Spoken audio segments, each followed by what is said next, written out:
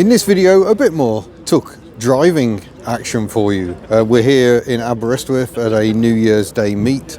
There's the pre-production land crab that I drove many years ago is here, which I'm really pleased to see. You can see all this if you go back and watch the live stream I did actually on New Year's Day.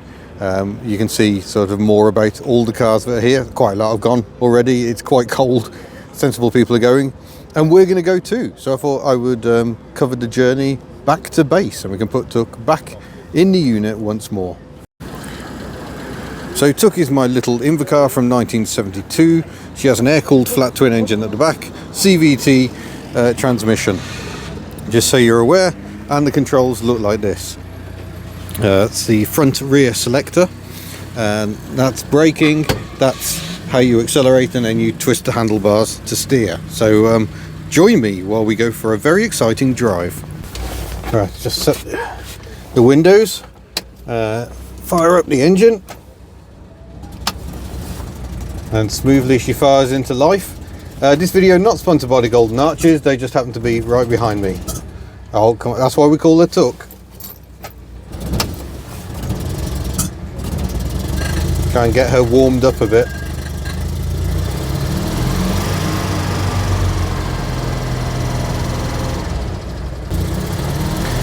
Right, the clanging sound you can hear is a centrifugal clutch, and it's a very simple one. There's a big drum on the gearbox, and on the flywheel has little clutch shoes that flip out with a centrifugal force, and when the engine's not quite going fast enough, they hit the drum but not enough to start it spinning. So that's what that noise is. I mean, it rings like a bell. It's a very noisy bit of kit. But I'm going to pop some side lights on and plonk her into gear using the gear selector down here. I'm going to try and put this cup somewhere so it won't go flying while we're driving along. This little spot there in the door should work nicely. There we go. And we can head off. I'm sure. Sorry the angle isn't better. I'm struggling for mounts today apparently. I thought I got a good mount with me, but here we go.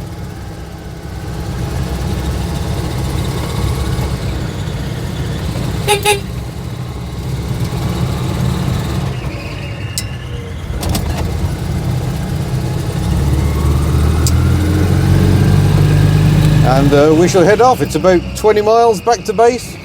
The belts are a bit squealy because she's a bit cold. Wait for a gap in the traffic. That's not a gap apparently. Need quite a big gap because she takes a while to gather her speed. Here we go.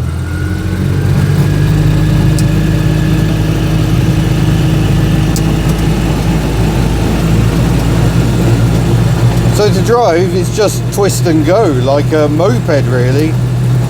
And I think that's very much what they were aiming for. Earlier invalid carriages, you had to manually change the gears, sometimes with a single-handed control. It must have been very, very complex. This was much easier, but we're now going up a very big hill.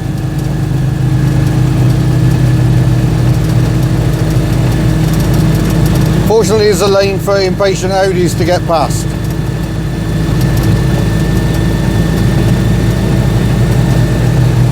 There is a sort of heater. It takes heat from around the engine, blows it through the exhaust, the sleeve on the exhaust, and then into the cabin via this pipe by my shoulder.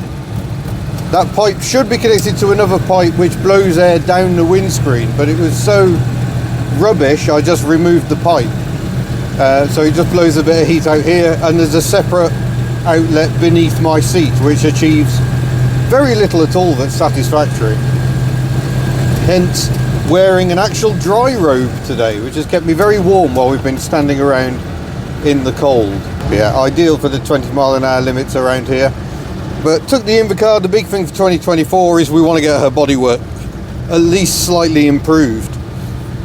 Don't want to do a full restoration. This car looks like it does because it lived in a field for 14 years, abandoned, awaiting the executioner's axe, which never fell. And that's how I came to own this car. Shut the choke off now. And into a 40 limit. Here we go, downhill.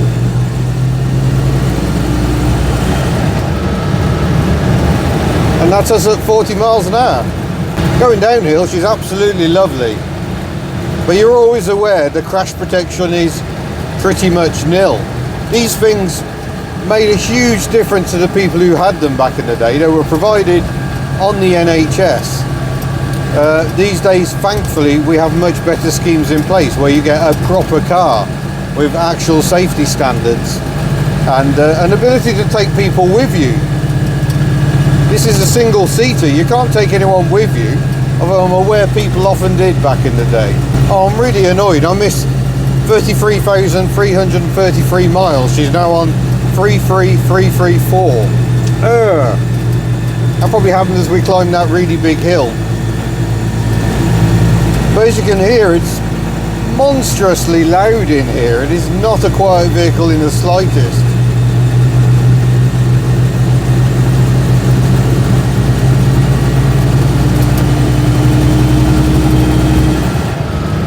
But back in the day, the whole point was they could be configured to suit the end user. Designed for people with disabilities who could not drive an ordinary car. And it's worth remembering, back in the, well, certainly in the 1940s, when the invalid carriages first became a thing, there were no such things as small automatics. So they were forced to get quite creative in order to give these people some element of freedom. Public transport was hopeless.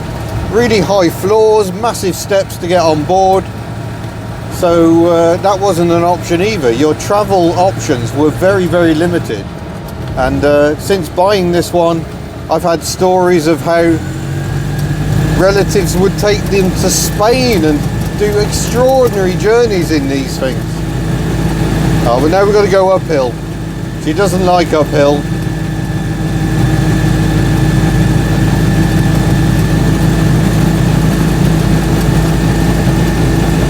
I think it's partly the engine tune is not good. The distributor is C solid, so I can't get the ignition timing spot on. And it's partly because the CVT, or vibrations, is a bit rubbish. There's a lot of resistance in that transmission. It's a rubber belt driving, well, driven by one pulley and drives another. Not a very efficient system. Got a bit of momentum up now. We're doing the speed limit on this section of 40. The speed limit's about to go to 60. Have to wait a little longer. We won't get to 60. Whoa! Peugeot 605 just driven past. When did you last see one of those? Yeah, I love this little car. We've covered probably about 6,000 or 7,000 miles together. And the adventures we've had. There's a proper channel legend. Here we are, we're really going now. 45 miles an hour. And the steering's so direct you barely touch it. You can hear the pulleys adjusting there to get a different ratio. It should be seamless, it isn't quite. And I think the DAFs that use the same system were very similar. Okay, gonna try and do some cross filming. We got the old DJI Osmo Action up here in the corner. A professional person would have set it up over there so it was less obvious, but this is hub nut. We don't want to get too carried away now, do we? Try and make sure the seatbelt isn't twisted because it's a static belt. It gets too tight if I don't twist it. Right, start her up. We need to get moving because it's starting to rain. So there we go, bit of window wiping action, and we ease forward, wait for a gap in the traffic, there it is. And now through this angle hopefully you can more appreciate the sheer terror of driving an Invacar on the A487 coast road here in Ceredigion. That's my braking for the bend.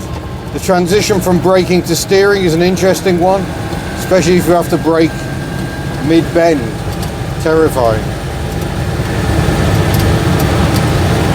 You can see, going downhill, not really a problem keeping up with regular traffic, although 50 is about as fast as you really want to go.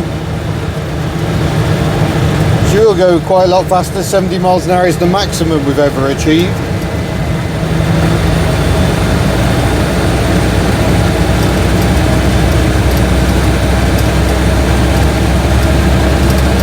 Oh, wind's starting to get up. That's 50. Which will frankly do. They're single wiper from the factory, and they always park on that side. You sometimes see them park there, but over there is where they used to park from the factory. A bit like a Mark 1 Golf rear wiper. Erect is the way, apparently.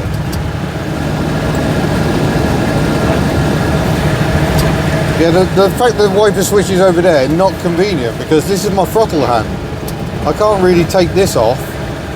Wait for our acceleration opportunity, just checking that's still recording, because the battery is a little on the low side and I've got nothing to charge it. Well done me. Even though TUC has two USB outputs actually, that I retrofitted. And here we go.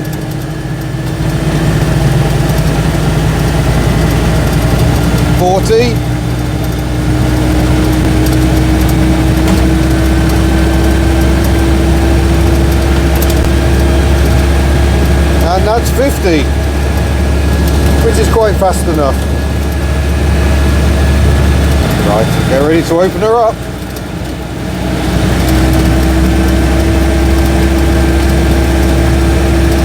What a brilliant little engine.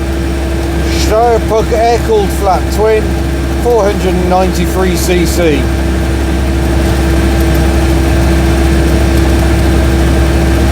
A beautifully balanced little engine, very much like a 2CV engine, although it perhaps more accurate to describe it as half a Beetle engine.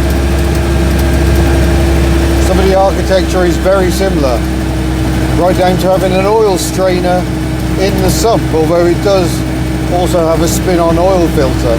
Right, get as much speed up as possible before the big hill.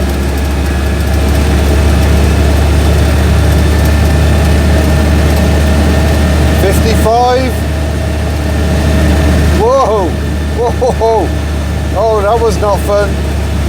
That was a crosswind. It was a field entrance, and I should have anticipated that. That was alarming.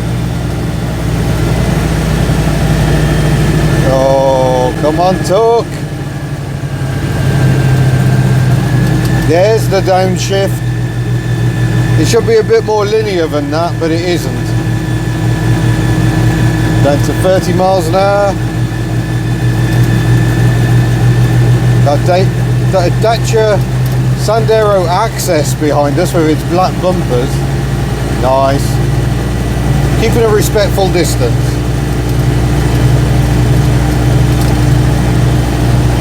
Just keep the throttle pinned open at this point. Back up to 40 miles an hour. The pulleys effectively run out of travel at 40. And that's why the engine revs now start building up. It's effectively in top gear. This bend deceptive, it tightens. Look, it's far worse than it looks. So we'll take some speed off, pitch her in. There we go.